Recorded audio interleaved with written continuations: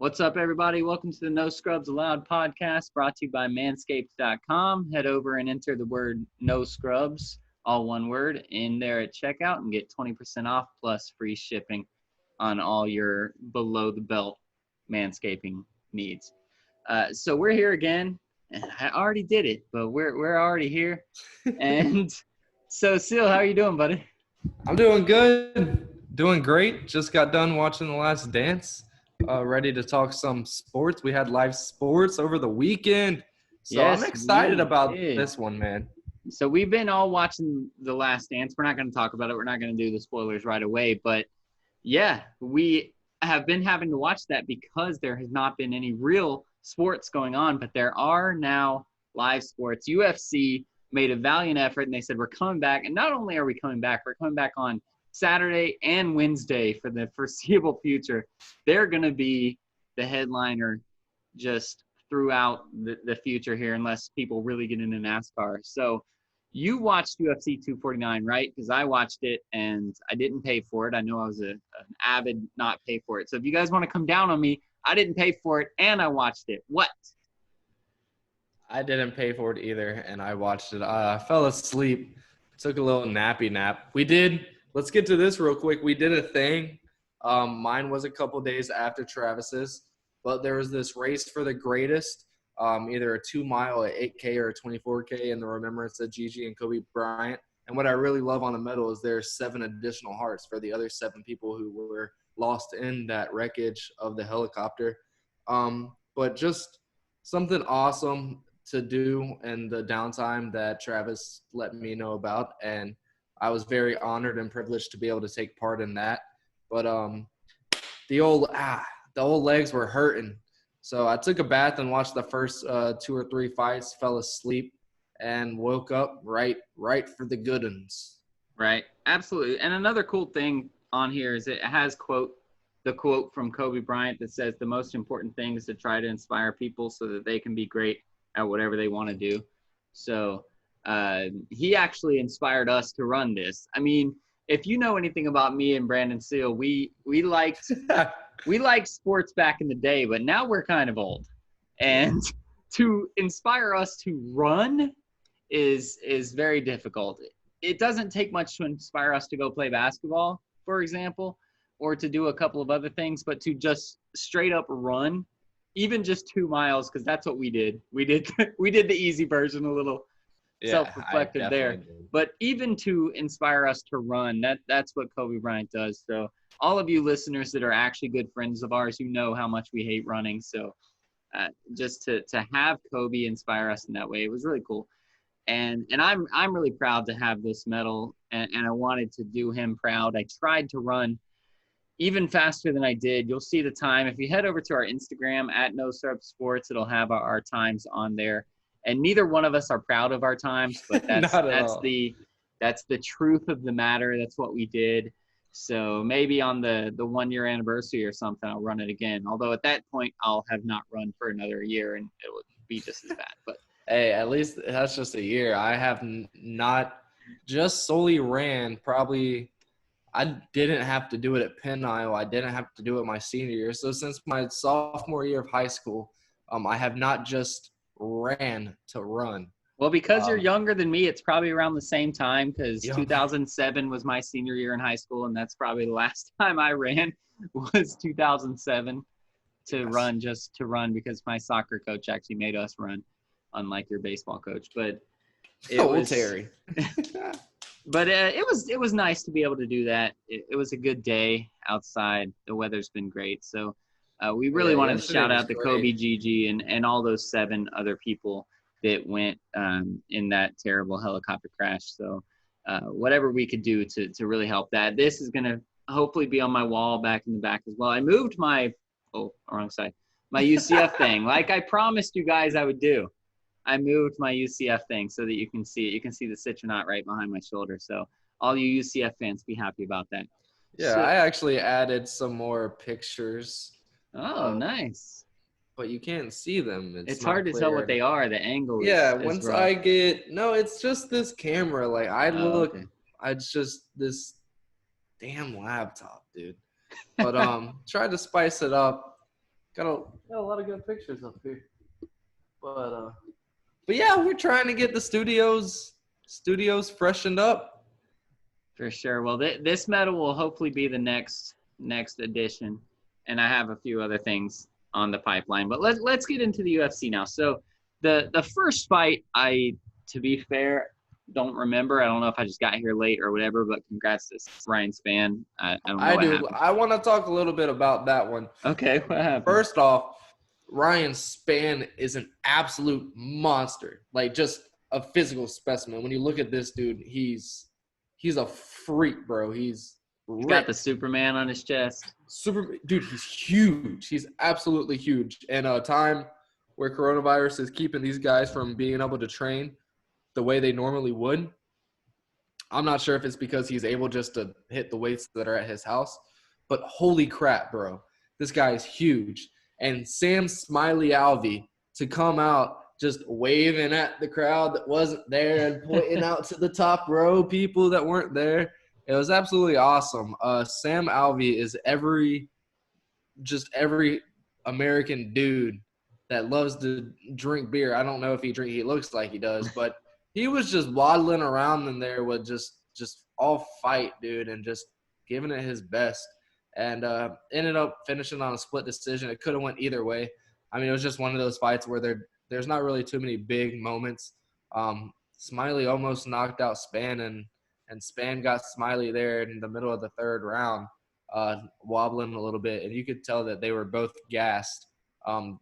Spann did this weird triangle choke at the beginning of round one, and he was gassed and finally found his bearings going into round three when Smiley was gassed. Nice. But, dude, I cannot get over how freaking ripped that Spann cat was and how Smiley Sam was even after he sat there and was gassed and took a beating. Still cheering on the fans. It was great. So before we get to these fights a little more detailed, did you notice, at least I feel like I noticed, these guys were so much more friendly here in the coronavirus card. I feel like other than Tony Ferguson brushing off Gaethje right at the end of his fight, they were all very friendly. They all hugged it out at the end. And I don't know if it's just because the UFC showed it more prominently since they couldn't show fans and doing everything else, but these guys really seemed to be having a good time. And a lot of them said in their post-game interviews, we're doing this for the fans, whether they're here or not. So I thought it was really cool to see really the camaraderie. And this is a brotherhood. I mean, these guys, as much of a war as they put on for each other, these guys are the top 1%, at least in fighting of the entire United States. Well, really across the world. So it's a brotherhood, and it's a small percentage of people, and they really do get along outside of a few people here or there. So that was really cool to see. Yeah, for sure. And I feel like in this one, there wasn't a lot of story tape to the card, a lot of rivalries per se. I mean, there was what was the rematch? Trying to figure it out. The Cowboy was a rematch, but that's not really. No, it was, but the Nico, was it Nico and Vincent rematch, I believe. That was a little bit. They didn't really like each other. Right. Homeboy Dominic Cruz just could not stand Triple C and his arrogance. But even still, after that bout was over, there was a lot of respect towards Triple C when he came out. There wasn't respect towards the ref, but there was respect towards. Oh yeah, not at all. That's real. I mean, but I just feel like it really was for the fans. And for the fans at home, there was really no need to come. At the end of the day, that's why Khabib didn't come out and fight during all this stuff, because there was a lot of negative training, like a lot of can't think of the word that I'm looking for.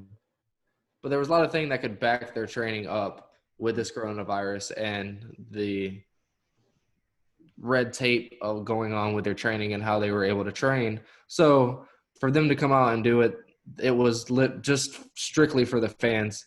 Not a lot of money up. I mean, whenever there's a battle, what is wrong with me right now? But whenever there's a belt up for grabs, there's definitely some money there. But it was strictly for the fans, and I appreciate that. And for these cats to go, I don't want to say guys because there was a women's fight as well, but for these cats to go out and fight the way they did, I mean, when you see the card, we knew there was some freak fights that could happen, and they definitely did not disappoint whatsoever. So I'm grateful for it. I wish there would have been a little more pizzazz to it, I guess. A little more angst between the fighters. I mean, because they're fighting. At the end of the day, they're two people fighting each other, trying to kill them. I mean, Gaethje, however you say his name, they had to tell him to calm it down. You're trying to kill the guy out there. Right. And then right when he almost killed him and had him shaking, he went up and tried to give the dude a hug. Like, it's nothing but respect right now. Right. And I like to see it, but I know there's a lot of people out there that were just wishing Gaethje would have went after Ferguson some more once he threw him off of him. And he was just whatever and went on with the press. I mean, I love to see the respect, but I'm with you. I like when Jorge Masvidal knocked out Ben Askren in like 5 seconds and then did the fake fish thing to knock himself out like right after it to talk crap and taunt him even after he had knocked him out. That's fun too. But I also want to see the mutual respect from these guys. So it's a fine balance. Well, but anyways, you could see that Gaethje got pissed off. I mean, he was just walking around screaming, like just trying to hold it in. And they even said, because you could hear everything, when he went over to hug, we'll get there, but when he went to hug Tony Ferguson and Tony brushed him off, he said, "Yo, being an asshole won't get you anywhere." Yeah. So like he really was feeling it. He was in it. But let's back up a little bit, back to the fight. So even in the early prelims, like you said, you mentioned the Ryan Spann fight. There was another one. Bryce Thug Nasty Mitchell went up against a submission king in Charles Rosa, and it looked like Bryce Mitchell was just doing a submission exhibition. Like if you showed up on night one of your jiu-jitsu, whatchamacallit, like just training, and they said, "Hey, we're going to bring in an expert to fight against you guys and just show you what's happening." That's what it looked like with Bryce Mitchell. Now, to Rosa's credit, he did not tap in about 8 different holds that he should have tapped, and any other fighter would have tapped. He did not tap, but that fight was not close. This is the only time I've ever seen a 30-24 card. So you guys that don't really watch a lot of fighting, the winner of the round gets 10 automatically. The loser pretty much gets 9 every single time, unless it's a blowout round, then it's 8.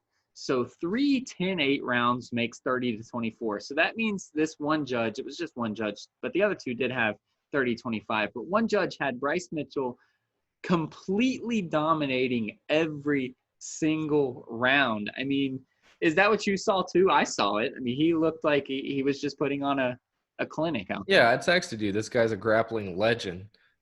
Just from any time Rosa, there was no outs. If he tried to roll left, he was able to do something else. If he rolled right, he was able to do something. If he tried to go up and get him on the back, he went right to something else. I feel like he went for that twister move more than it's ever been tried before in that match last night. I mean, it was always there. Always there. If that wasn't there, he was trying to get him by the neck. If that wasn't there, he was trying to get his arm, trying to get his leg. Just there was nowhere Rosa could go. Well, one of the announcers even said it. Once he took him down, and when he got him on the mount, the announcer said it, and me, even the less experienced guys, wouldn't have known it unless the announcer said it. But every time Rosa rolled right, he went into the triangle. Every time he rolled left, he went to the twister. So he had these 2 moves just ready. Yeah. And it was basically just like, whichever one you feel like doing, I'm going to put you in it. Doesn't matter. You're not on my level. Yeah, and that's literally all Bryce Mitchell was trying to prove. He talked post-fight saying that Rosa came out and was kind of talking about his grappling game. And I mean, Charles Rosa, like you said, he's one of the OGs of grappling. But we're talking last dance here, to come out and say that to somebody like Bryce Mitchell. I mean, the guy's nickname is Thug Nasty. And 2020, he's like 28, 29? Something no, he's like 31, I think. Yeah, but yeah, that he's just out there, and to say the things Rosa was saying, that to expect anything less coming out of Bryce Mitchell would have been disappointing. But I didn't even expect that. That was absolute obliteration. Just made Rosa eat any kind of word that he said negative about Bryce Mitchell and put it right back in his mouth and almost made him choke on it. And the first round? In about 15 seconds, I feel like he should have tapped the That first. was the craziest thing was the silent factor, because you could hear the the gasping for air, and I think that was cool. I feel like they need to figure out a way to mic up the mats or something, put some mics in the little creases of the cage or something, because that's really cool to hear. And at the end of the Triple C fight, like he started straight up talking shit to Cruz. Right. Well, it was funny. Even you could hear him. This Mitchell fight in the third round, and they very briefly highlighted it, but maybe they didn't want to highlight it too much. Rosa was on the bottom saying, "Yo, stand up, stand up, stand up."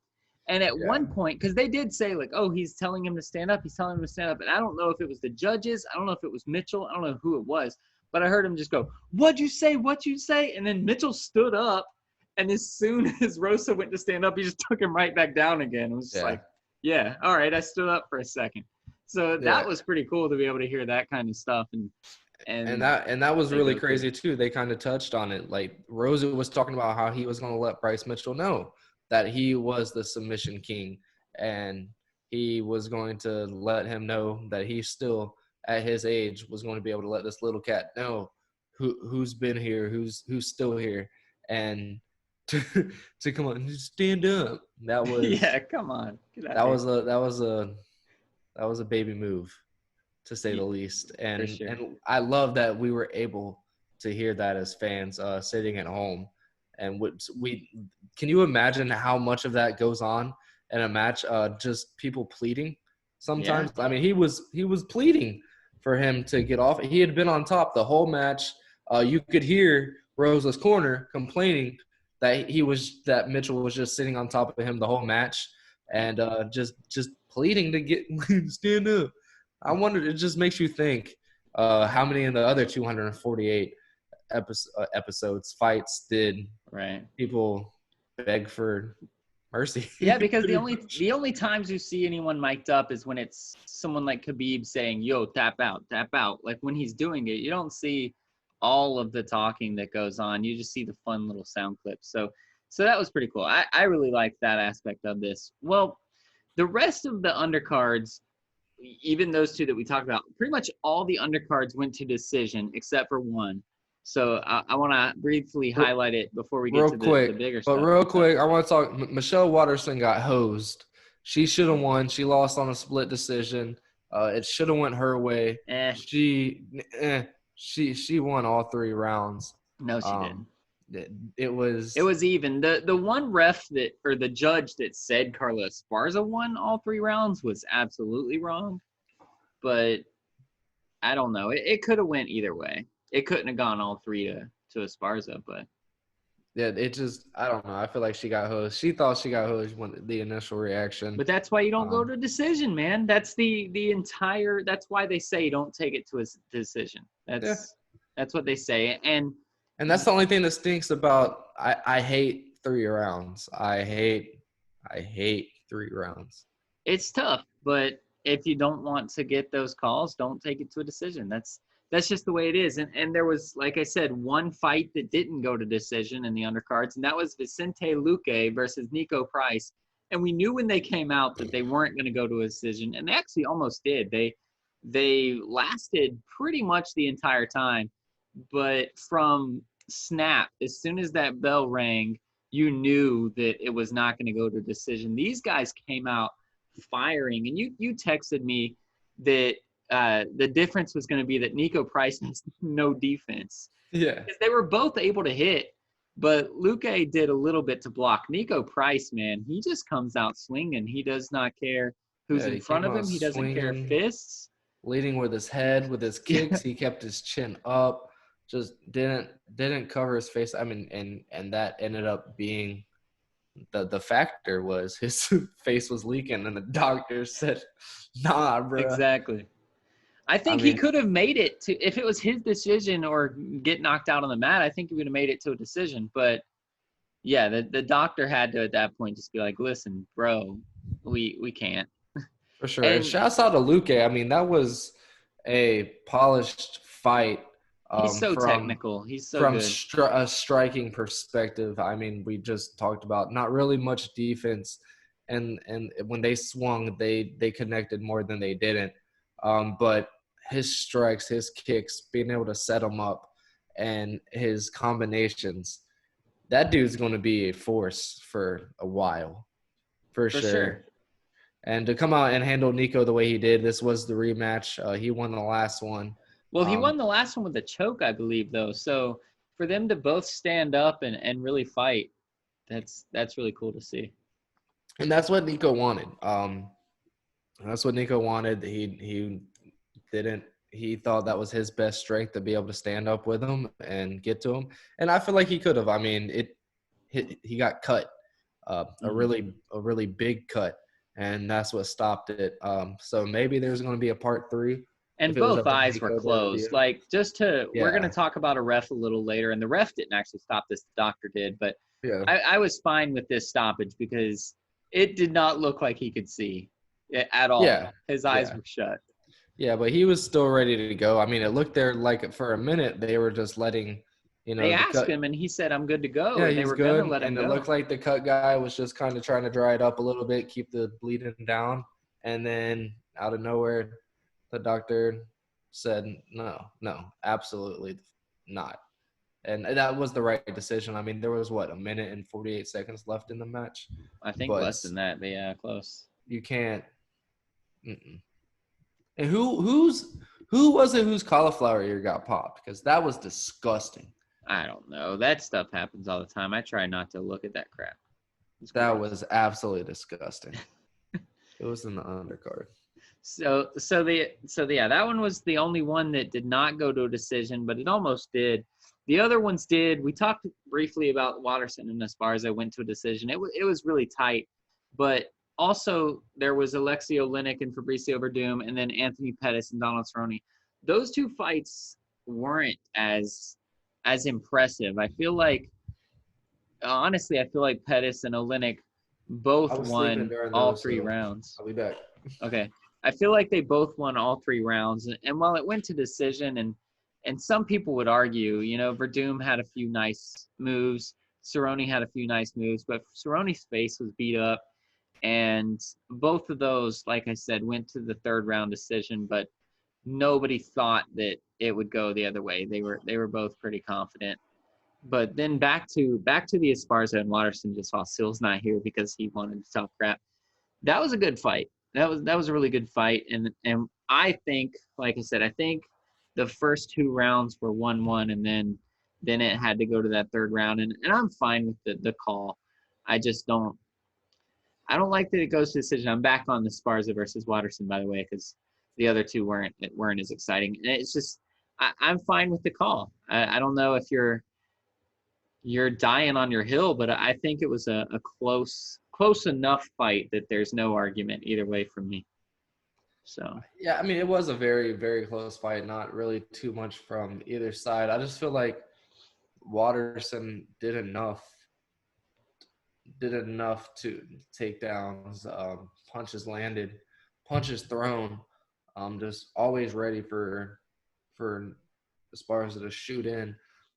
Just kind of controlled the match more in my eyes to where there was just no way that I just felt like on a scoring, on a technical standpoint, it was close. I felt like it should have been a split decision, but I just didn't see there was any way that Watterson didn't win.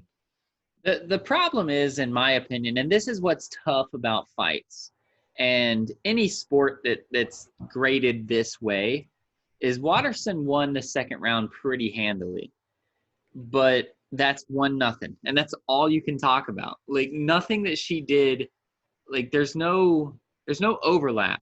She beat her so well in the 2nd round that should go through to these other rounds. So that's rough in fights, and that's something that's always going to be the case, and everybody does it, and that's just the way it is. But sometimes it seems like that's unfair. So, like, if a person takes down a guy 3 times in one round and just completely dominates and then loses the next 2 rounds, they're going to lose. And that can be frustrating. But other than that, I think I love the scoring. I'm not arguing with the scoring. I like the way that each round stands alone. But that does bite people in the butt sometimes. Yeah, for sure. And I mean, and she knew coming in, as far as she used to be a champion. She knows what it takes to get the victories. So I mean, like you said, it's on her at the end of the day to not let it go to the judges to make sure you get the job done. And it didn't look like either one was trying to go for the final blow or Right.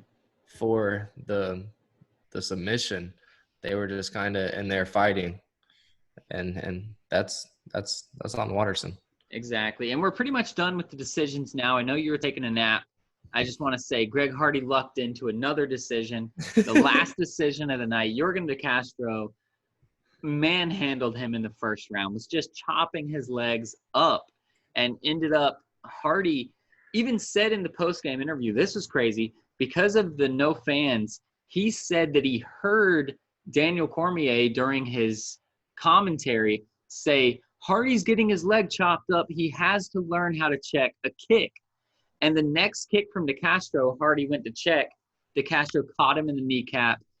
I haven't seen the report, but he looked like he broke his foot. He shook his foot out, and he didn't do a thing for the next 2 rounds. Didn't throw a single kick, was really laboring that right foot, staying on his left foot, and really didn't do much. Got picked apart by Hardy and lost in the decision.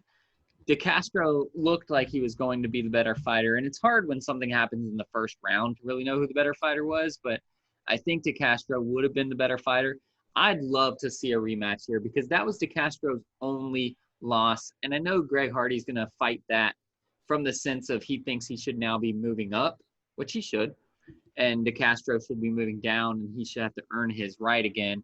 But I think if De Castro wins 2 or 3 more fights, I could see a rematch maybe at the end of next year to say it's not Greg Hardy that beat me, it was my foot that beat me. But do you feel like if Greg Hardy becomes a more technical fighter and gets the knowledge down of what to do and to check kicks and I guess that's not the simplicities of it, but just the basics and right. I mean, the that is a basic, I'm technicality. sure, for an MMA fighter. Yeah, but just the consistent technicality awareness to have. Do you think Greg Hardy could be a force in the heavyweight division? It depends on your definition of force. I think he could be a top contender. He's an elite athlete, man. He was one of the best defensive linemen for a year and a half. So he has that ability to be great. He has the work ethic to be great every time that he comes out here because they know that he's so unpolished. They talk so much about his work ethic. They talk about his commitment to the craft. So we know that he has that, and just his ability. You see when things do go well, like when he lands a punch that shakes a guy, he does know how to rush in there and really just beat him down. So he has that sort of technique. Do I think he could beat Stipe Miocic, Francis Ngannou, guys like that? No, absolutely not.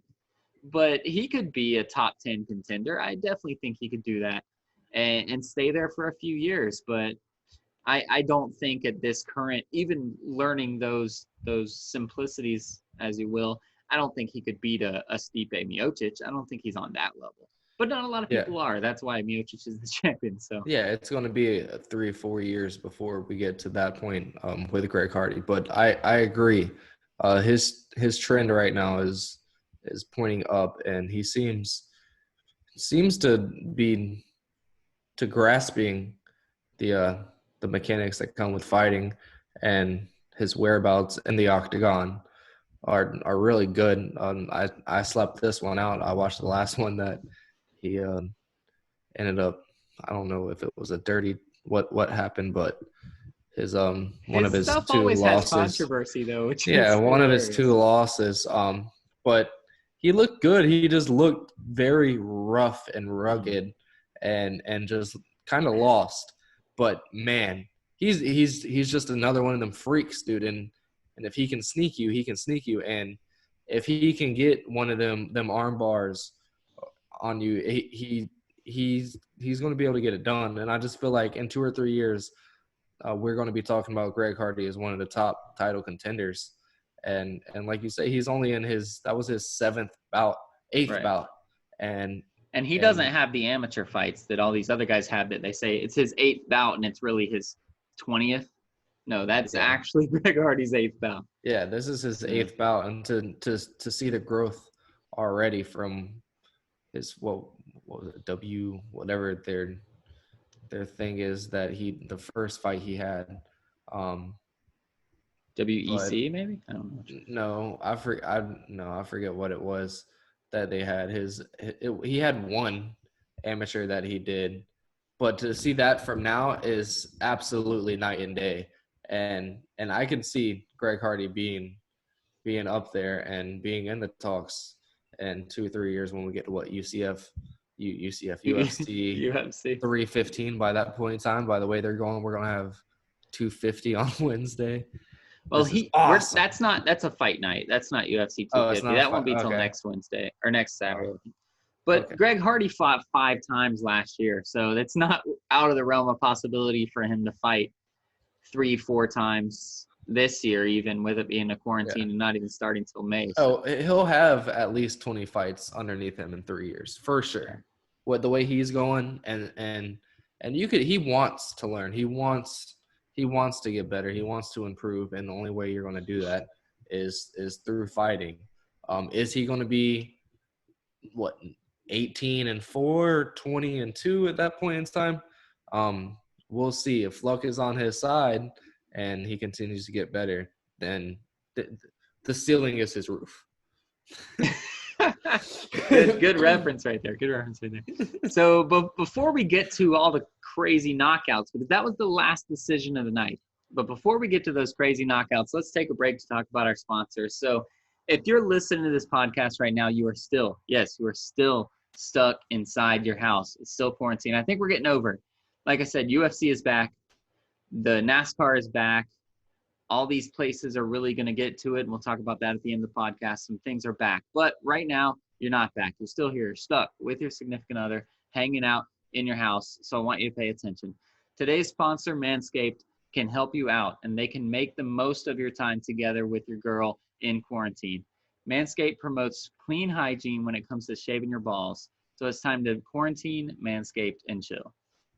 For sure. And right now, I know you're stuck at home with your better half, and they definitely notice it. I learned that whenever we got our boxes in, that more than ever, it's very important to get your balls right.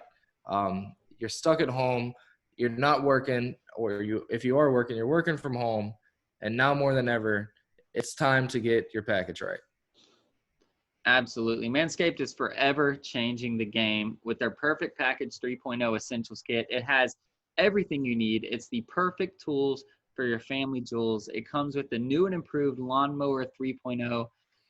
It's a waterproof. We've talked about it. It's a waterproof cordless body trimmer. It is so good. Still, you use this thing. Like this trimmer is so good. It's definitely the best thing that I've used, especially down there. For sure. It's super smooth. I don't understand why you would need the razors, but if you feel like that's not enough, go and get the razors. But right now, when you get that, you get not one, but you're getting 2 free gifts. That's right. You're getting the leather travel bag. It is real. I've proved it. And you're also getting a pair of the Manscaped boxers that apparently have a sewn-in ball pocket that mine don't have. So, Seal, we're going to take a pause right now to talk to our sponsor. You're probably listening to this ad sponsor. Seal's Manscaped boxers do not have a ball pocket. Mine have the a ball ones pocket. That my buddy got, they're amazing. My buddy got them, and he was talking about his ball pocket, and I was like, whoa. So Travis wasn't lying to me. Yeah, the ball pocket is great. Seal probably thought I had really small balls talking about pocket, but no, the ball pocket is great. So we need to get Seal some real Manscaped boxer briefs with a ball pocket. Next week, I'm wearing mine right now, so I can't do it right now. But next week, I'll show you guys that there's a ball pocket on these boxer briefs. But anyway, You get these as the 2 free gifts, as Sil was saying. You get that travel bag and you get the boxer briefs. The 3.0 package is the best package for your package. So do yourself a favor and get the right tools for the job. Head over to manscaped.com. You get 20% off and free shipping with our code no scrubs, all one word. That's 20% off with free shipping at manscaped.com if you use the code no scrubs at checkout.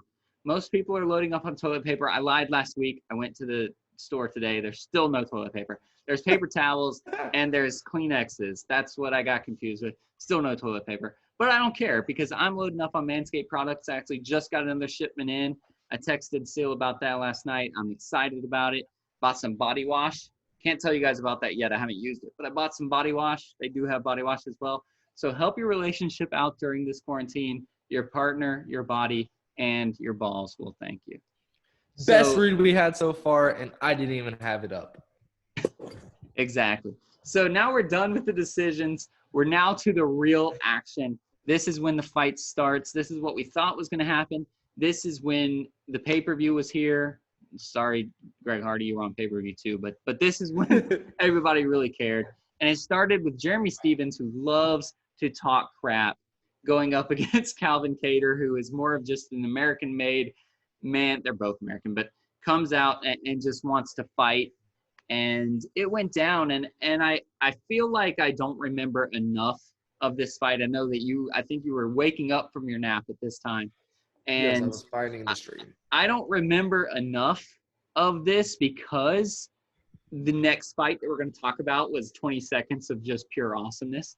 So Calvin Kattar, though, I do remember the knockout or the TKO, and it was great. Jeremy Stephens was mad that he had got knocked out, but it's not near the bad stoppage that Dominic Cruz was a little later. Jeremy Stephens was getting just hammered, and I'm sorry that I don't remember the details, but I know that Kattar was just really going at him the entire time, and it wasn't really even close.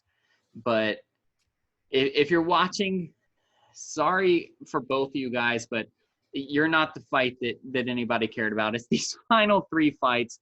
And if you're on YouTube, if you are watching Jeremy Stephens, I am so very happy that your ass got knocked out. Sorry, he just talks so much. If you're going to go onto YouTube to watch these fights, you're not going to watch that one, though. You're going to watch the next one because, one, you might not have a lot of time in your hands and you only need 20 seconds to be able to watch an entire fight. Well, this fight was Francis Ngannou versus, hard to say, Jairzinho, I think is what they were saying on the stream. Jairzinho Rosenstrike, and I know how to say his last name, but it's amazing. So Rosenstrike calls out Ngannou after his last fight, and everyone in the building, this was probably 2-3 UFCs ago, so maybe like 7-8 months, he wins, he calls him out, and everyone was saying, oh no, you don't want to call out Francis. That's a bad idea. Don't do this.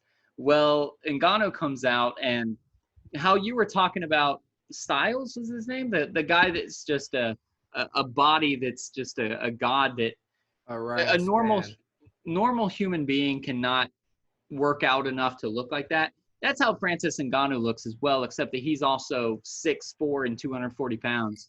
It's ridiculous. He's a big monster of a man. Rosenstrike, I don't think, had any chance. And Ngannou is really kind of like Mike Tyson. For those of you that watched boxing back in the day, he's not the most technical. He doesn't do everything fancy. But when his hand catches you, it's game over. It's lights out. And you woke up just in time to watch these 20 seconds too. So give me those 4 whiffs that came before the clip. Holy cow. I mean, any one of them punches in that barrage would have leveled dude, but that last one just barely snuck him on the edge of his chin, and dude went night. And just to see him lay in there and taking those next 3 huge lefts was a little frightening, honestly. I mean, he didn't come up for the post-fight. Right. They didn't let him stand to go Yeah, out to do the hand thing. he was just sitting there where he was right when the fight got over, getting tended to, and that was scary, man. And just to see the amount of strength from one person. And the thing with Ryan Spann's an American. All right. This Francis guy, he's not. Like He's Nigerian or something. Yeah, he's from a country where it's hard out there. All right, so he's big.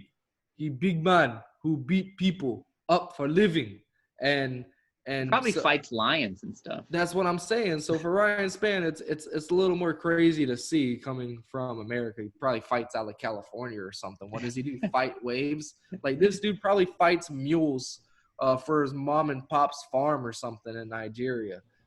So that's why actually I think he's Cameroon. That's why the Ryan Spann thing is a little more like awing to me. But yeah, this Francis guy is on the same platform, just a freak. And why Rosenstrike would want to call Francis out was beyond me. And he definitely got what he asked for. He went night and he might just now be waking up with a migraine in the hospital. Well, it's crazy because Ngannou, and I wanted to talk about him a little more moving forward. He has fought Stipe before. So he's fought for the title. He fought Stipe, and he got manhandled. Wasn't even close. Now, this is like 3-4 years ago. So he's come out, and he's fought, I think, like 5 or 6 times since then. But his style is still this. It's almost like a dad trying to teach his kid manners, and the kid just gets mad and starts doing this, and eventually he hits him. That doesn't work against Stipe. And even Cormier, who's kind of cocky, which I think you have to be as a fighter, said, I would be fine going in there and fighting Ngannou because they're both heavyweights. He could do that. And, it's not a problem for these expert level fighters. Do you think that Ngannou needs to change his style at all to be able to beat a Stipe Miocic, or do you think he just needs to get lucky on that one fight that he fights him and just catch him? Yeah, I feel like that's what he's going with. He's had, like you said, 3+ years to change already and to come out and continue to fight the way he does. I think that's a testament to what he feels like and what his camp feels like, because you got to remember, these fighters, it's not just them. It's 5-10 guys who really work around the clock for these fighters. And in his camp, it looks to me that this brawler go for the fences, literally swing for the fences or take an L mentality is going to work. And I mean, I don't see it just like with these guys who are really technical or just very smart and high IQ when it comes to fighting. You're not going to really have a chance because they're going to see it coming right when you want to throw it, and their counters are just going to leave you with an L. And that's the difference between being a really good fighter compared to being a great fighter who commentates on the sidelines and looks like a lawyer and DC's little punk behind. DC would do pretty well against Ngannou, but I feel like he'd get caught. Stipe's better than DC. Yeah, and I mean, hey, dude's huge. So to feel like in my career I might get caught twice, how many times am I going to catch people? So, right. And that's the thing. He's just like, give me a rematch, all right? I missed him the first time. Odds are going to be in my favor that eventually his face is going to catch my fist, and when it happens. And we saw in this last fight, it doesn't even have to catch your whole face. Yeah. Like, we've seen him knock people out through a guard, like hit his hand into the guy's face. Now, I don't think something like that's going to happen with Stipe, but if he catches you, it's next level.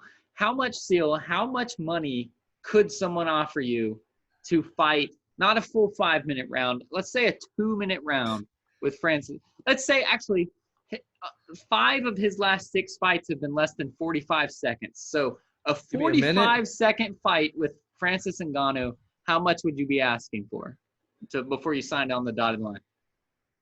All they're even Um, asking you is 45 seconds. If you make it through 45 seconds, you're done. You don't even have to fight anymore.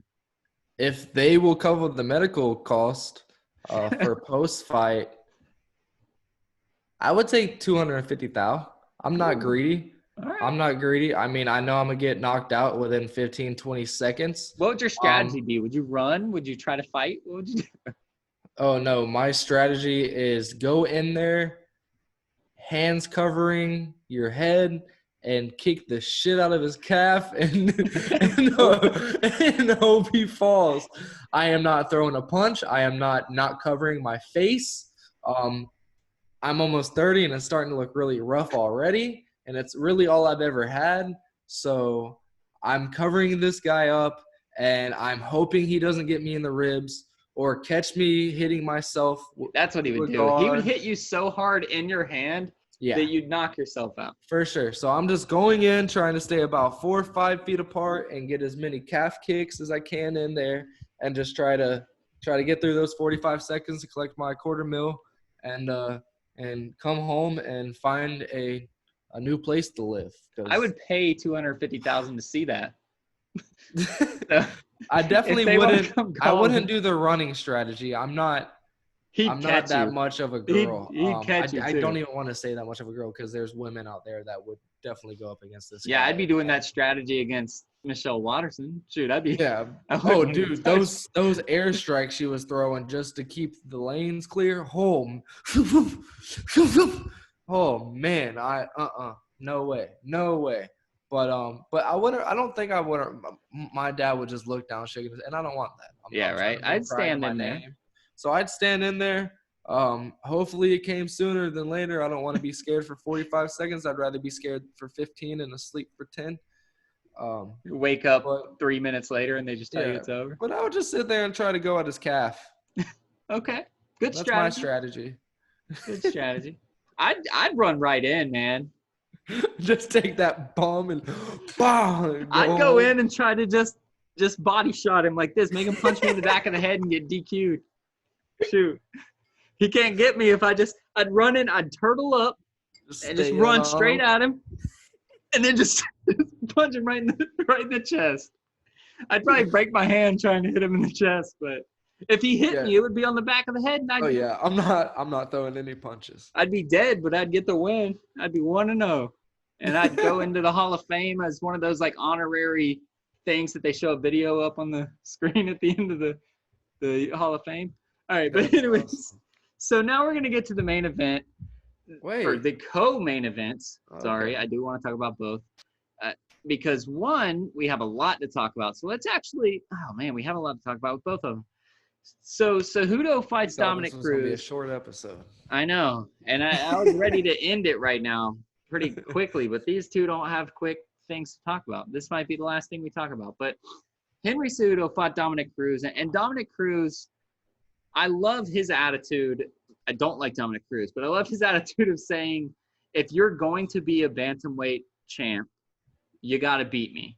And of course, Cejudo went up to win the second title. And obviously it wasn't against Dominic Cruz because he was taking like 2.5 years off or whatever he was doing to commentate and do his own thing. But he came back and said, you got to beat me. And he actually looked pretty good. Cejudo looked better than him, but Cruz didn't look like he had too much of a layoff. He looked pretty fine to me. Yeah, I didn't see any rust. He was very technical. They like to use that word in the fighting industry. He's an active fighter too, which is he just jumps around. Yeah, he looked very conditioned. And his punches had power. His kicks had power to him. He was able to come back whenever Triple C was trying to get him on the ground. He responded very well. But I mean, the only thing really to talk about with this match, it was a very even match. If it would have came down, it would have been really, really crazy to see how the judges scored it. I mean, if anybody that watched it, Triple C had it in the bag. At least those first 2 rounds. Yeah, for the most part, for sure. But Dominic came sneaking up on him there at the end, and it was I kind of get the stoppage, I don't know if you want to talk about anything before the stoppage, but there was really not too much in my eyes to talk about. It was fairly even. Um, after the first 2 rounds, I mean, Triple C came out there like a rabbit on a crack, Right. just wanting to show Dominic, like, you should have stayed home, bro. You shouldn't have went through this camp. You should have stayed doing what you were doing. And Dominic came back and started cruising Nice. into the fight, and got his bearings, and really turned it into a very even fight from that point on. And this stoppage was really the second one we're going to talk about, the Tony Ferguson one. You can kind of argue the visible state that Right. Tony was in, but like Dominic came out and said post fight, like, he's still trying to get up. Like, who cares if I'm not guarding my face? I'm not in defense mode. I'm trying to get up. And you could see he was on his way to standing up. And that's when the fight was waved off. And I told you, if that's me, I'm pissed. I'm absolutely livid. This fight isn't stopping. I don't give a damn what that ref just said. Like, we're continuing. Like, everybody and their mom can see that I'm still ready to go. There's no stoppage happening. It's absolutely not going to happen. It was asinine in my eyes for the ref to call it when he did. I mean, that was the ref's probably fifth fight. He got Yeah, called. he had all the undercards. I Yeah, feel he got called more than any ref did that night. Herb Dean only had 2, I believe. The other guy had like 2, but this dude was out there right. for pretty much every match, and I just feel like he knew he was done after this one, and he was ready to go grab a beer. Well, so let's break it down real quick for those that are just listening and want to kind of know what's happening. You should probably go look on YouTube because we're not experts. But Henry Cejudo caught Cruz really hard, I think with a knee. I don't want to misspeak, but I think with a knee, and Cruz dropped to the ground, and Cejudo landed probably about 8 or 9 clean punches on his fist or on his face. Now this was with about 10 seconds left in the match. Cruz had all fours, and he was crawling toward the fence, looking like he was going to get up, but he did catch hands to the face over and over and over and over again. So that's when the ref stopped it with 2 seconds left in the round. So let me ask you this. I don't know because I've never been in that situation as a fighter. Do you think these fighters actually hear the with 10 seconds left? Yeah. Because if they hear it, why didn't Dominic Cruz just drop and guard and get saved by the bell? Why did he turn and try to stand up at that point? If he knows the bell is coming, just guard your face. I feel like they know it's coming in most fights, even when there is a crowd. You see the turn up. You Right. see the attack. You saw it in the Tony Ferguson in round 2. Right. When he almost got Gaethje Yeah. and Ferguson came with a Superman mist and ended And up even with Cejudo in this, and he kick started and, hitting harder when he heard the ticks. Yeah, but why didn't Cruz just defend? I feel like when you're Dominic Cruz in that point in time and you're just getting like you're in that like fight or flight mode, that panic mode, he didn't hear anything. He had that tunnel vision. His only thing was get the hell up, get off of this mat. I don't think he heard anything at all at that point in time except in a heartbeat. Well, and a bunch of fists just catching his face because he definitely got hit a bunch of times while he was down there. Yeah, he wasn't trying to defend his face at all. I mean, you could see that he had hit both hands. He's trying to come up, and that to me, that's the biggest like why. He's not out. He's not knocked unconscious for one. He's not just completely incognate to reality. He knows what's going on. He's trying to get up. He's trying to get away. And just because it wasn't to the ref's liking to guard himself, that doesn't matter to me. I feel like there should be a couple different variables there for refs when it comes to such a subjective call at that point in time. But I guess there's standards for each ref that fighters have to make. And for him not to cover himself, not to go into defense mode, was ultimately the ref's biggest standard Right. that wasn't being met. And he gave him a good 4, 5, 6 punches to be able to guard himself, and he didn't. He continued to try to get up. Right.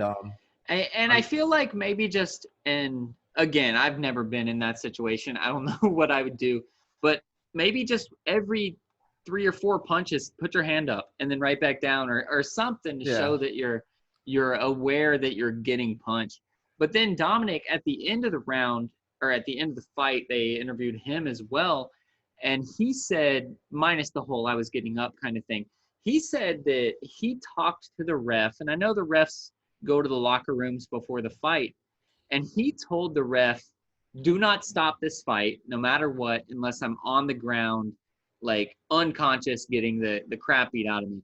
Do you think that, I don't want to throw shade at this ref, and that's why we're not saying his name, but we love Herb Dean. Do you think if a ref like Herb Dean was there, he would have let that go and said, listen, the guy in the locker room told me, let this go? For sure. This other guy isn't around that much. It's usually the little Asian guy that does most of the prelims. I haven't seen this guy before. I've seen him before, but yeah, he's definitely more of a rookie ref compared to the likes of Herb Dean. But yeah, I feel like if there was somebody like Herb Dean or Big John who had a talking, and Dominic Cruz has been around for a very long time. So if you have that rapport with these fighters and you had that talk with them, even if not, if you had that talk with this guy, and I mean, it happened in the Ferguson fight. He came out and said, like, we're ready to die. Like, anybody who gets in this octagon is ready to die. So personally, if I was a ref, knowing what I'm reffing the UFC. These guys are literally out here risking their life. They know this, and they're willing to do it. Who am I to stop somebody who is still thinking? My job is safety. If they're still up, they know that there's no safety in this sport. My job is to safety after unconsciousness, safety beyond own recognizance.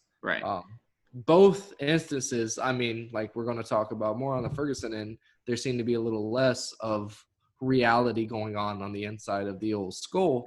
But with Cruz, there was every bit of awareness going on there. So, and like he mentioned 3-4 different times, like I told this ref, don't call this fight. Like, give me a chance.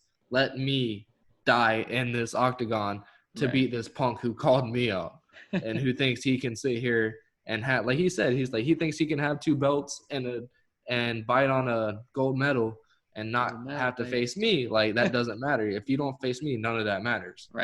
And that's not the way. If he would have lost any other way, he'd be fine with it. But I hope there's a repeat. I hope Triple C comes out saying, ha, ha, ha, I was kind of kidding. I'll fight this. So my buddy, I don't know if he saw something online or if he was just drunk speculating, because of course we all drink when we watch this thing. But he texted me after the Ferguson fight, actually, and he said, Cejudo's trying to get back into the Olympics. And if that's the case, that would be crazy. That'd be nuts.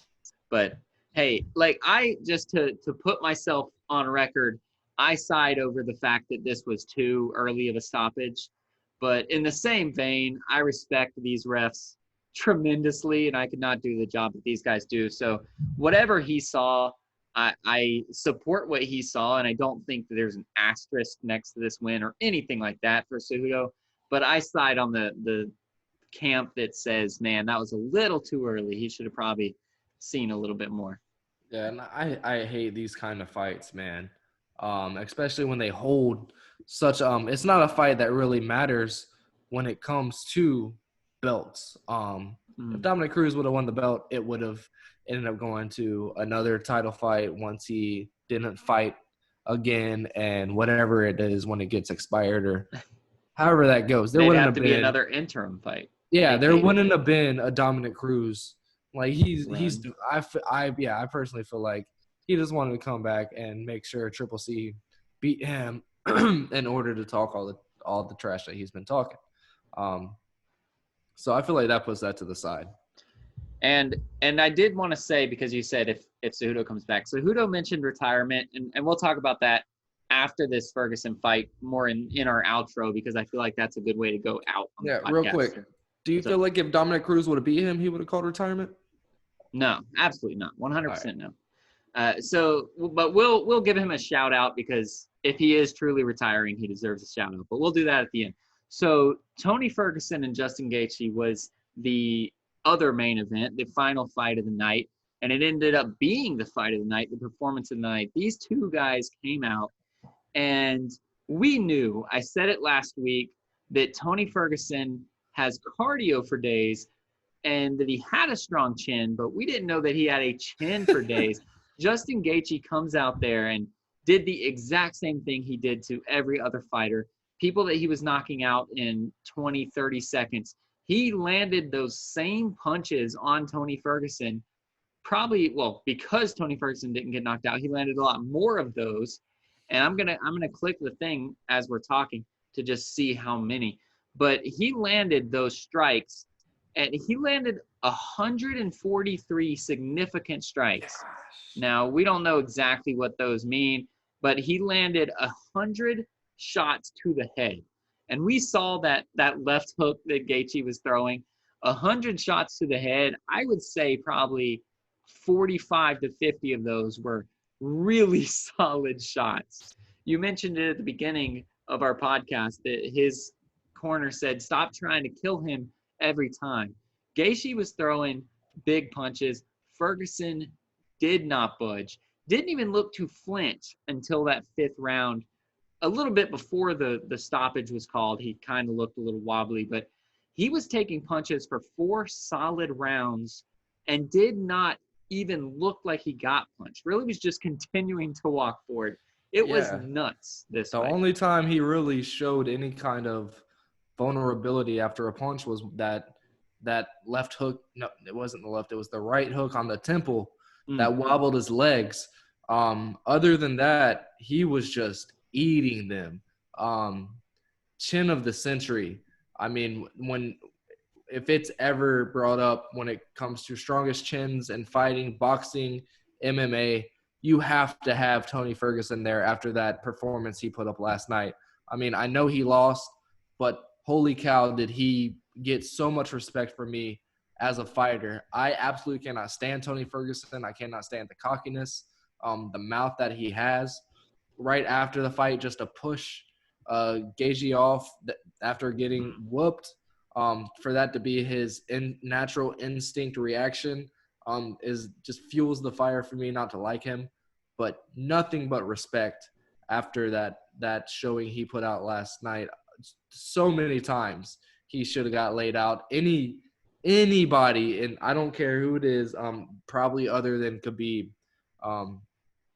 And I don't know that Khabib could take that. Khabib's never been punched like that. So I mean, the ruthlessness Conor puts up and the amount of the fight that Conor has, he would have been dropped in the first round.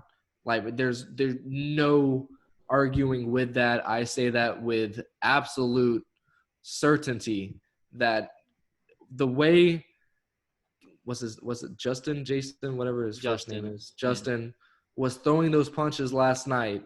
There is no possible physical way that a human being should have been standing up for the next 23 minutes? Yeah. There was a minute and some odd left, 23 plus minutes. Against that was absolute respect on Tony Ferguson's part. And honestly, not even just sticking around. We're talking about Ferguson's chin, but it wasn't like he was just taking punches and standing there taking punches for 5 rounds. He almost won this fight a couple of times, regardless of this. Now, if you look at it as a broad spectrum, Gaethje was pretty much winning the whole fight. But there were 2 or 3 moments that despite all these punches, Tony Ferguson looked like he was about to take Gaethje out. And Gaethje really got saved. I think it was the 3rd round. Saved by the bell, 2nd round. Saved by the bell. And it really looked at, in my eyes, I thought that was it. It was game over. Ferguson was going to win. The bell saved Gaethje, and then Gaethje came out the next round and didn't skip a Dude, beat. So his props to him lip. as well. Yeah, he got that uppercut at the end of the second round. Um, Clean, Yeah. just absolutely abusive. His lip was just huge and just blood red, ready to pop. Um, yeah, he definitely got saved by the bell there. It was right at the end, and when you hear they Right. definitely hear that because he went in, faked a kick, and came in with that uppercut and just landed it beautifully and rocked Justin. He came out slow in the third, and ended up kind of revamping. I think the second and the third was Tony. I would love to see the Scorecard. scorecards for this one because I mean it could have went either way just off of the second and the third round. The first, Justin came out just totally abusing him. Fourth and fifth round demolished Tony Ferguson, but that second round, Gaethje was winning, but that knockdown, that second round definitely could have went either way. Third round went to Ferguson. Fourth round really could have went either way. Um, so it would have definitely been interesting to see, but I want to see a rematch. I hope Khabib, for some reason, backs out again, and we get to see this go round two because that was absolutely amazing. If anybody else would have been in that octagon last night against Justin Gaethje, they would have been done. If anybody would have got that uppercut from Tony Ferguson other than Justin, I feel like they would have been just absolutely night. So it looks like they actually leaked the official scorecard onto Twitter. Somebody did. And Accidentally. what's that? I said accidentally. Right. And it looks like Ferguson only won the second round on any of the cards that Wow. were there. So they Which is didn't. crazy because that third round, Ferguson just lit up the calves. Right. Justin Gaethje landed a lot of kicks, and Gaethje just kind of seemed to be trying to get his bearings back from the end of that second round. So that's kind of shocking to me. Kind of makes me want to go back to my Michelle thing and realize I don't know crap about scoring and I'm Right. wrong about Yeah, I don't know anything everything. about scoring either. That's just what they said. Yeah, that's cool. But what a card, man. What a night. We knew on paper it was great and it gave us nothing but awesomeness. I mean a little bit more of decisions than you would hope for. But live sports is live sports, man. Live sports is back. And they're For going to sure. continue on Wednesday with a free. You don't have to even go try to steal it. Still, don't steal, You just guys. have to have That's ESPN illegal. Plus. But well, yeah, you have to have ESPN Plus. But outside of that, you can watch it for free. So a huge card. That's really all we can talk about it is this card because we got so into it. Live sports is back. We're real. We'll be back next week with different things to talk about. But let's shout out Cejudo, Triple C. I don't know if you like him more than I do, or I really don't like him at all. So if you have something good to say it about this man's retiring. He's a Triple C, triple champ. He's cocky. I don't even like the Triple C nickname, but he's an Olympic champ. He's the featherweight champ. It's featherweight in guys, right? And the bantamweight champ. Yeah. Yeah, I mean, you have to respect the guy as a sports athlete to go out for America and get a gold and then to go into a private profession of the UFC and to just dominate is great. You got to respect that, but just a mouth on the guy, I don't think a lot of people really care for. And the way he went about his business isn't really great. But I mean, he came up in the age of Conor McGregor, and that's what he saw. So he kind of mimicked that. And those little guys are so just forgotten about. Like Yeah, nobody cares. He has to be boisterous. yeah, you got that Chihuahua effect going. And yeah, when Demetrius Johnson was the champ for X amount of years, nobody cared. So Cejudo knew he had to do something to be different. So. Yeah, for sure. And he definitely did. He's very charismatic. And he's in the UFC. He's been in the UFC for a while now, but you will never not know about his Olympic gold medal, which is awesome. And that's definitely to his charismatic attitude and his boisterous personality. Well, if he's really gone, if he's really hanging up his gloves, man, shout out to you, Cejudo. Demetrius Johnson was one of my favorite fighters of all time to see him continuing to win. So when you beat him, I wasn't happy. I don't like Henry Cejudo, but he beat him clean. He beat him fair and square. He defended his title.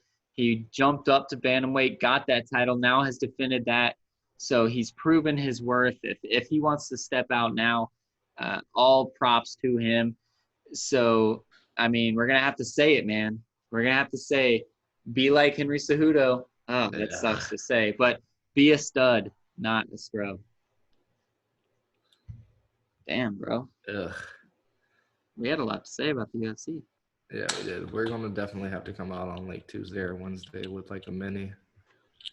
That's fine. On the NFL. I got to take a piss, dog. See, I was trying to hold it, bro, but this is my 6th beer. I didn't start. This is my 3rd water bottle. Are you going to get on Xbox? Yeah, I'll be on there in like 3 minutes. I'll send you an invite. Is your Xbox on? Nope, but I'll get on after I pee. All right, Bubba. Peace.